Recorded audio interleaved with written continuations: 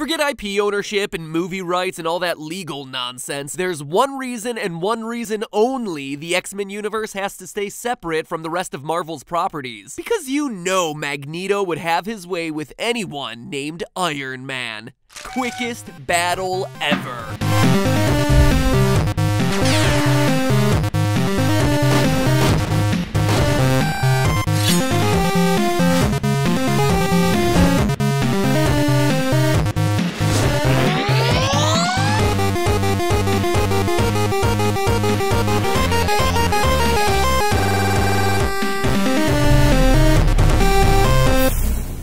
Hello, Internet! Welcome to Film Theory, the show that's calling out the film industry for a serious lack of imagination in their posters this year. Batman v Superman, Civil War, Neighbors 2? I'm noticing a pattern here, guys. And sure, the trend nowadays is to just slap two superheroes together and have them duke it out, but the X-Men have been doing that for well over a decade. These mutants never got along. Come on, Wolverine, you don't have to punch Deadpool in the face. Hey, Jean Grey, it would be great if you didn't disintegrate Cyclops, alright? Charles, Eric, can the two of you act like adults and not try to kill each other for just one movie?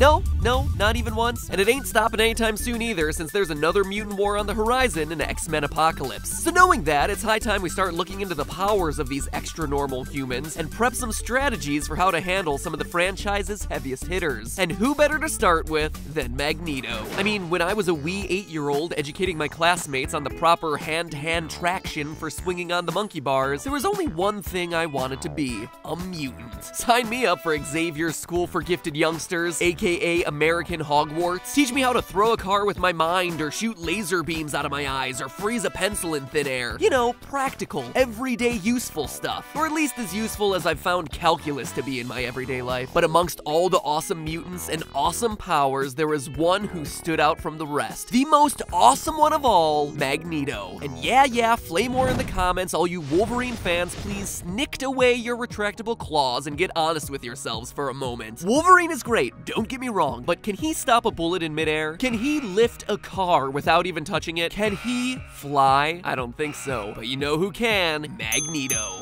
And probably Storm, too. She could probably do those things. Jean, along with a few others in the X-Men universe, since those sorts of powers aren't really that rare to come by, but that just makes Wolverine's inability to do them all the more unacceptable. But Wolvie rants aside, when you really look at it, the story of the X-Men movies for the last 15 years has truly been the story of Magneto and his relationship with Professor X. And yet, in writing this episode, I was disillusioned. Because for as grandiose as he talks and as powerful as he seems, when you get right down to it, Magneto is one of the most vulnerable mutants in all of these films. The guy's a glass cannon, powerful but fragile. And his biggest weakness, one that you could use to take him down yourself, is one that you probably wouldn't expect. Now, to truly appreciate Magneto's one fatal flaw, we have to first understand just how he does what he does. What makes the guy tick? The source behind all his powers.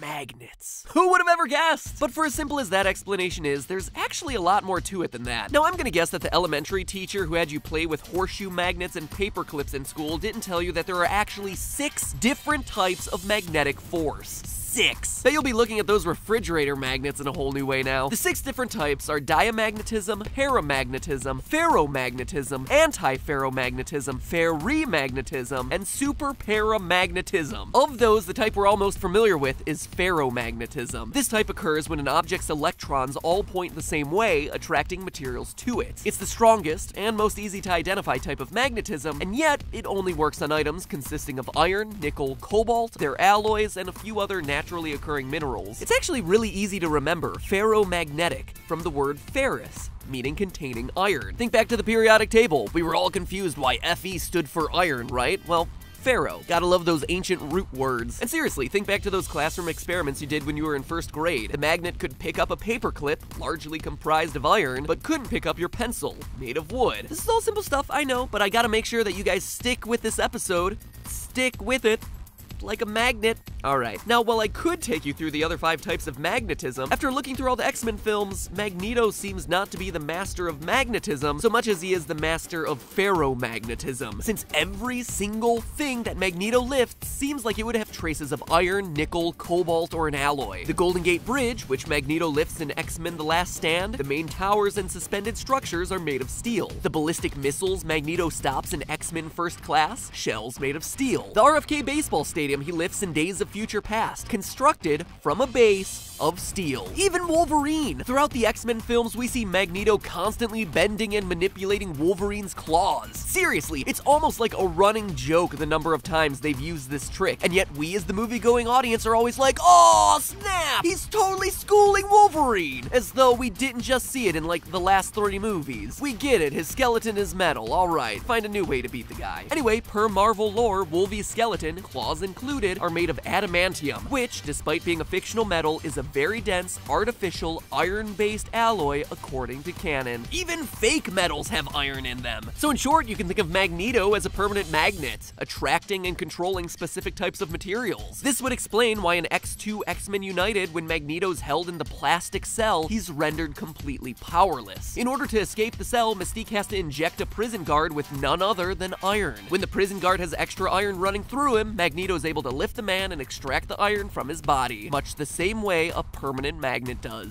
In retrospect, that's a silly sentence. That would imply that permanent magnets on the regular lift humans up and extract iron from them. Gives magnets a weird, evil intent that I didn't anticipate. But just how strong of a magnet is he? Well, the biggest feat we see him perform across all the movies is that aforementioned Golden Gate Bridge scene from Last Stand, a structure weighing 887,000 tons or 804 million kilograms. Based on the bridge's weight and the magnetic strength required to generate enough lift to levitate other much smaller objects, we were able to calculate that the strength of Magneto's magnetic field would be in the range of 100 million Tesla, a magnetic force that can only be found in neutron stars. By comparison, you know what the strongest magnet we have on Earth is? 100 Tesla. 100. Oh yeah, and by the way, hashtag not spawned by Tesla, the car company. It's just that Nikola Tesla did all sorts of cool stuff. In short, Magneto is 1 million times stronger than any magnet we've been able to produce here on Earth. That's insane! How do you stop a juggernaut like that? I'm the Juggernaut, bitch!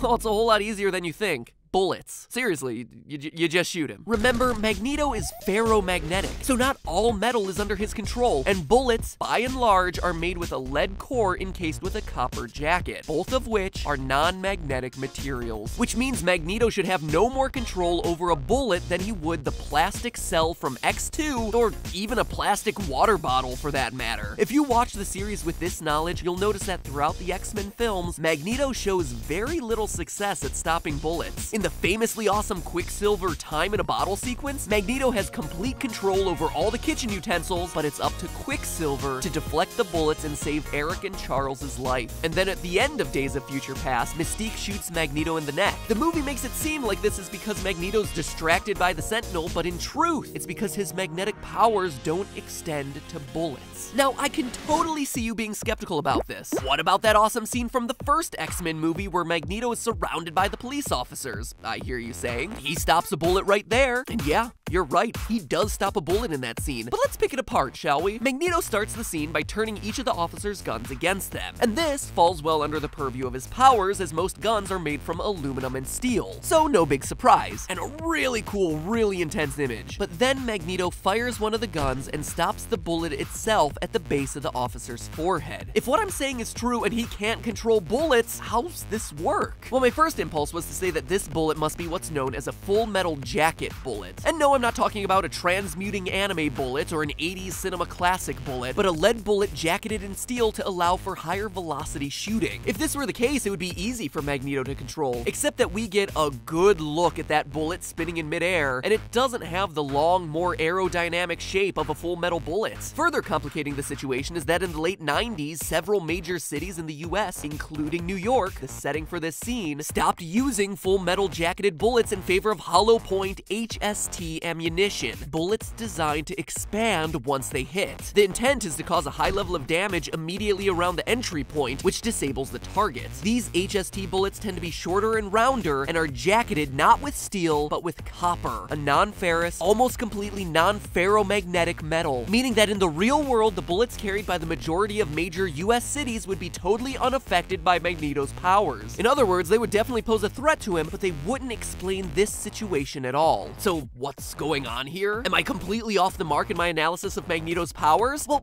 no. Watch the scene again. First, notice the shape of the bullet. Shorter and more rounded, so it's definitely our HST bullet. But notice the color of the bullet. Silver, and not yellow-orange like copper. Also, it's important to note that this standoff is happening at night. These two facts are essential because law enforcement agencies have reported that in low-light, low-velocity shooting situations, they'll use special nickel casings for their hollow point ammo. Nickel, a metal that's completely susceptible to ferromagnetism. And that is exactly what we're seeing. Need more evidence? Pay attention to the fact that Magneto doesn't fire at every officer surrounding him. He only fires this one particular bullet. Why? He carefully searches his surroundings, almost as if he's looking for the right gun to fire, the one out of the dozens that doesn't have lead and copper bullets. For instance, he doesn't fire a shotgun shell because shotgun shells often contain a mix of ferrous and non-ferrous metals. No, he specifically selects the bullet he can control. And if you think I'm reading too much into it, don't trust me, trust him. Magneto himself admits to it.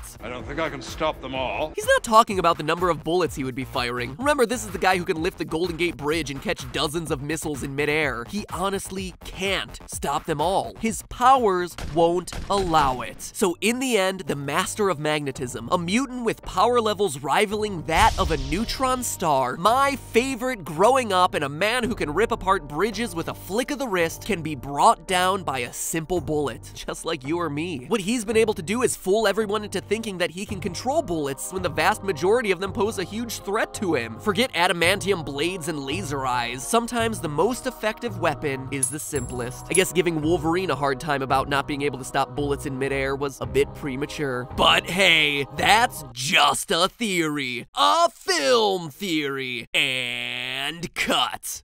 And hey, if you enjoyed this episode and are excited for more X-Men Apocalypse action, click right here to check out my buddies over at the Wisecrack channel and their recent video all about the philosophy of the X-Men series. The annotation works on mobile, desktop, tablet, you name it, so go ahead, click it, watch their video. You have no excuse now. Or if you're interested in learning how to take down Wolverine, I cover that exact subject in my Deadpool episode, because the two actually share the exact same weakness. Click right here to check that one out. And now if you'll excuse me, I need a little break from superheroes. I hear there's some Pixar movies coming out in the near future, and some lies that need to be exposed. See you next time. Hello, Internet! Welcome to Film Theory, the show that's calling out the film industry for a serious lack of imagination in their posters this year. Batman v Superman, Civil War, Neighbors 2? I'm noticing a pattern here, guys. And sure, the trend nowadays is to just slap two superheroes together and have them duke it out, but the X-Men have been doing that for well over a... Forget IP ownership and movie rights and all that legal nonsense. There's one reason and one reason only the X-Men universe has to stay separate from the rest of Marvel's properties. Because you know Magneto would have his way with anyone named Iron Man. Quickest battle ever. Decade. These mutants never got along. Come on, Wolverine, you don't have to punch Deadpool in the face. Hey, Jean Grey, it would be great if you didn't disintegrate Cyclops, alright? Charles, Eric, can the two of you act like adults and not try to kill each other for just one movie? No, not even once. And it ain't stopping anytime soon either, since there's another mutant war on the horizon.